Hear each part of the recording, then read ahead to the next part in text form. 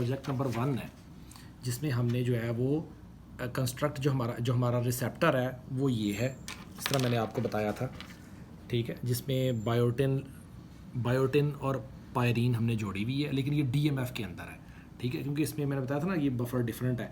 दूसरा आपके पास ये है आपका टारगेट, जिसको स्ट्रेप्टोडिन मैंने लिखा हुआ है, टारगेट है ये हमारा ना, टारगेट प्रोटीन है जो कैप्चर करनी है। और ये कह लें कि ये बफर है जो मैंने इसमें से निकाल के इसमें डाल लिया है, आप भी कुछ छोटे में डाल के उसको यूज़ कर लीजिए, आपका रिजर्वायर है। और अगर ये बफर ख़त्म हो जाए तो इसमें 2 केमिकल्स यूज़ होंगे, ट्रेस और NaCl, वो मैंने ऑलरेडी इसमें डाल दिए हैं। ये देखें, ये ट्रेस बेस है और ये NaCl है, ठीक है जी।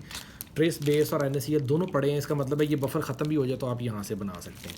इसके अलावा बाकी ये बेस मटेरियल्स हैं, अगर कोई हमारे पास जो है ना वो कोई ऐसा हमें कोई फ्यूचर कोई रिवीजन आ जाए तो उसके लिए, ठीक है जी। फिलहाल तो हमें ये 3 चीज़ें चाहिए, ठीक है जी। अब हमने ये सब का प्रोसेस इसी तरीके से होगा। आपने सबसे पहले किया जी, आपने ये अज्यूम कर लिया कि ये आपके पास डिवाइस है और इसके ऊपर आपने जो है ना वो अपना जो भी हेटेरोस्ट्रक्चर बनाना है वो आपने बना लिया।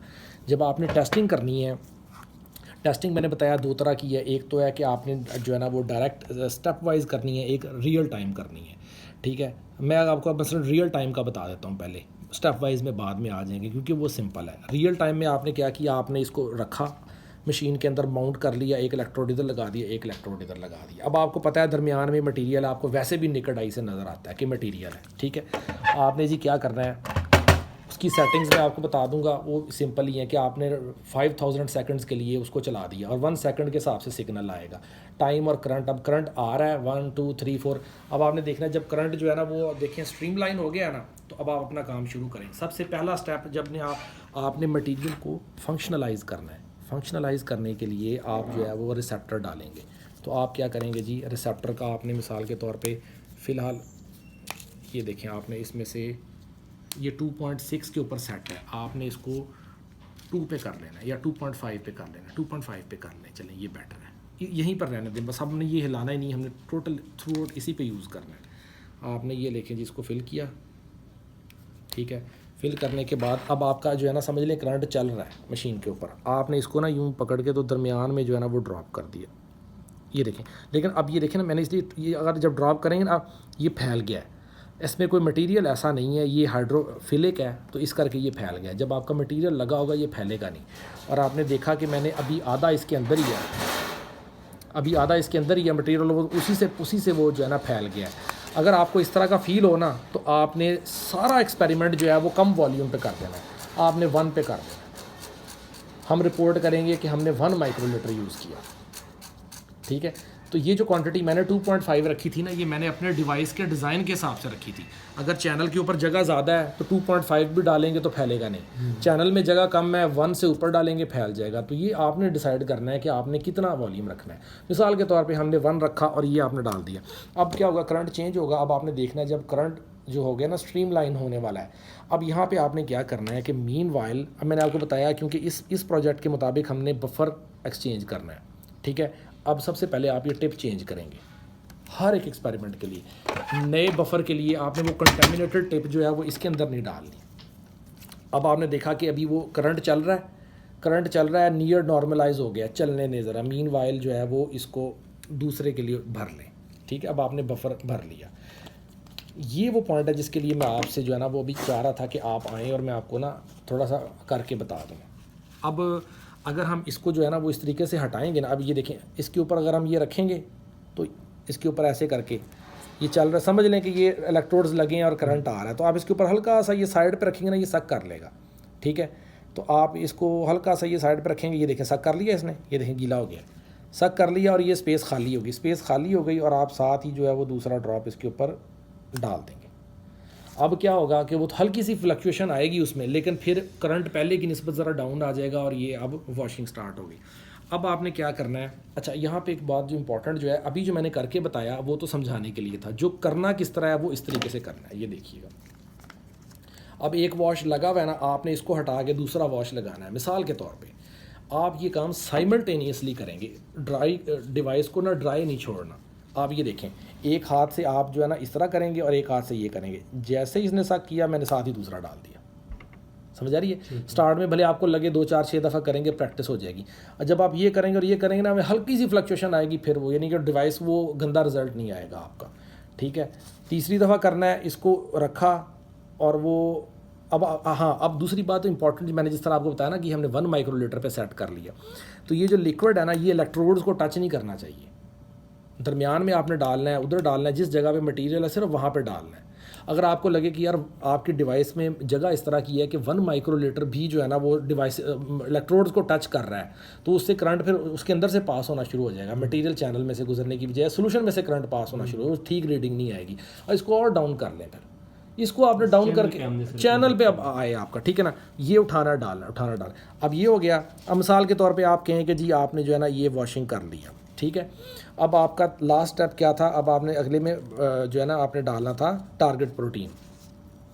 अब टारगेट प्रोटीन जो है ये वाली, ये उसी बफर के अंदर है जो बफर मैंने अभी यूज़ किया है, ठीक है। ये सेम बफर है, इसलिए आप सेम टिप यूज़ कर सकते हैं। पिछली टिप इसलिए गिराई कि वो डिफरेंट सोल्यूशन के अंदर थी, वो ये वाली इससे जो फिल किया, हाँ जो इससे फिल किया था, ठीक है। अगर आपको इस तरह की चीज़ याद नहीं ना रहती तो भले हाँ ये इनका कोई नहीं है तो बेतहाशा मिल जाती है, आप हर दफ़ा चेंज कर लें। अब आप देखेंगे वॉशिंग चल रही है, वॉशिंग के बाद अब करंट नॉर्मलाइज हो गया दोबारा। अब आप क्या करेंगे, अब आप इससे फिर भरेंगे और भर के जो है ना आप इसको उसी तरीके से पिछला वॉशिंग का जो बफर है उसको हटाएंगे और दूसरे को डाल देंगे, दूसरे को डालेंगे। अब डीएनए का सिग्नल आएगा, फिर एक दफ़ा चेंज होगा और जब आप देखेंगे कि वो नॉर्मलाइज हो गया, अब उसके बाद आप देखेंगे फिर जिस तरह मैंने बताया एंड पे दोबारा बफर से वॉश करना है तो एंड पे दोबारा आप बफर से वॉश करेंगे इस तरीके से। ये हो गया रियल टाइम। जो स्टेप वाइज है वो तो काम ही आसान है, आपने एक डिवाइस के ऊपर रियल टाइम कर लिया, उसको साइड लाइन कर दें। अब नई डिवाइस आई है, नई डिवाइस में आपने क्या किया, आपने इसको उठा लिया भले साइड पे, आपने सबसे पहले जो है ना इसके इलेक्ट्रोड्स लगाए जहाँ जहाँ लगाने हैं, लगा के आपने सारा डाटा ले लिया, आउटपुट ट्रांसफ़र करैक्टरिस्टिक्स ये वो सब ले ली। लेने के बाद आपने मशीन से बाहर निकाल लें, इसको निकालने के बाद आप वही रिसेप्टर उठाएं, रिसेप्टर उठा के इसके ऊपर डालें। अब आपने जब रियल टाइम किया था तो आपने देखा था आधे मिनट या 1 मिनट में वो स्ट्रीम लाइन हो गया था, तो आधा 1 मिनट आप पड़ा रहने दें इसको। जब 1 मिनट हो जाए उसके बाद आप इसको जो है वो, अब आप क्या करें कि आप बफ़र निकालें और उसके ऊपर डालें, बफ़र निकालें उसके ऊपर डालें। अब आप इवन ये भी कर सकते हैं इस स्टेज के ऊपर, जब आपने निकाल ही बाहर लिया है ना मिसाल के तौर पे, तो आप ये भी कर सकते हैं कि आप इसको इस तरह पकड़ें और बड़े वाले के साथ ज़्यादा बफ़र डालें और इस तरह इसके ऊपर ना साइड पे इस तरह डालें, वो हल्का सा फ्लो करके नीचे जाता रहेगा, ठीक है। मैं आपको करके दिखा देता हूँ, ठीक है। उससे ये है कि इम्पैक्ट भी नहीं आएगा और वॉशिंग भी इसकी हो जाएगी, ठीक है। मिसाल के तो अभी आपने सबसे पहले जो है वो मैयर कर लिया था बेयर, अब आपने रिसेप्टर डाला है और अब आपने रिसेप्टर को 1-2 मिनट हो चुके हैं, अब रिसेप्टर वॉश करना है। अब इसके ऊपर आप रख के इस तरीके से करते रहें, बस इस तरीके से करते रहें, ये करते रहें, चलें अच्छा खासा वॉश हो गया। वॉश होने के बाद ड्राई करें इसको, या इस तरह पड़ा रहने दें, या हल्की सी नाइट्रोजन मारें, ड्राई हो जाएगा। या वो जो पानी जो होता है एयर वाला वो उससे आप डालें, वो ड्राई हो जाएगा। ड्राई हो गया सारा, ठीक है। उसके बाद आप दोबारा इसको माउंट करें उन्हीं इलेक्ट्रोड्स पे जहाँ पहले लगाए, दोबारा लगाएं, सारी मेजरमेंट्स दोबारा ले लें, फिर उतार लें मशीन से। तीसरा स्टेप क्या था, वॉशिंग का, वॉशिंग करें फिर लगाएं, स्ट्रेप्टोडिन डालें, प्रोटीन फिर लगाएं। समझ आ रही बात की? That's it. यानी ये इसमें ये है कि ये हाथ का काम आसान है, लेकिन मेजरमेंट सारी आपने लेनी है डिटेल से।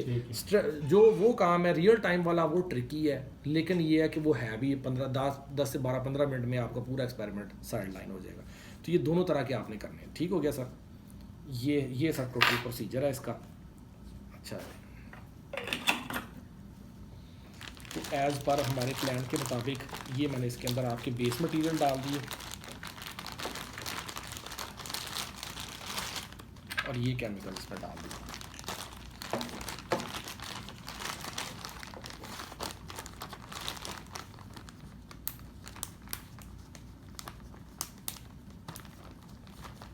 ये हो गया जी प्रोजेक्ट 1। इसी तरीके से प्रोजेक्ट 2 है, इसमें मैंने आपको सेम प्रोसीजर मैंने आपको बताया, इसी तरीके से डिवाइस के ऊपर आपने, बल्कि इसका स्टेप उसका स्टेप एक ज़्यादा है क्योंकि बफर डिफरेंट है। ये तो सारा बफर भी सेम है, ठीक है। इसके अंदर बफर वाली बॉटल नहीं है, वो सेपरेट आपके पास है, आप डाल लीजिए। ये भी बिल्कुल इसी तरीके से। अच्छा, अब आप आ जाएँ, अल्लाह आपका भला करे, इधर प्रोजेक्ट 3 और 4 पे। 3, 4 और 5 ये मैं आपको थोड़ा थोड़ा बता देता हूँ।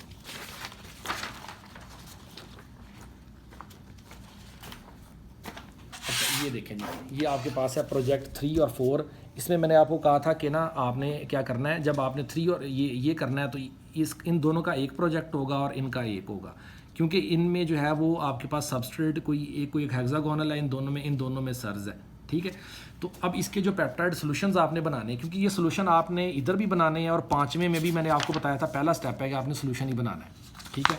तो आपके पास जो है ना इसमें ये पेप्टाइड्स हैं पड़े, ठीक है, ये देखिए, ठीक है। अच्छा, आप बेशक आप मूवी बंद कर लें, मैं वो ले आऊँ स्पैचुला ले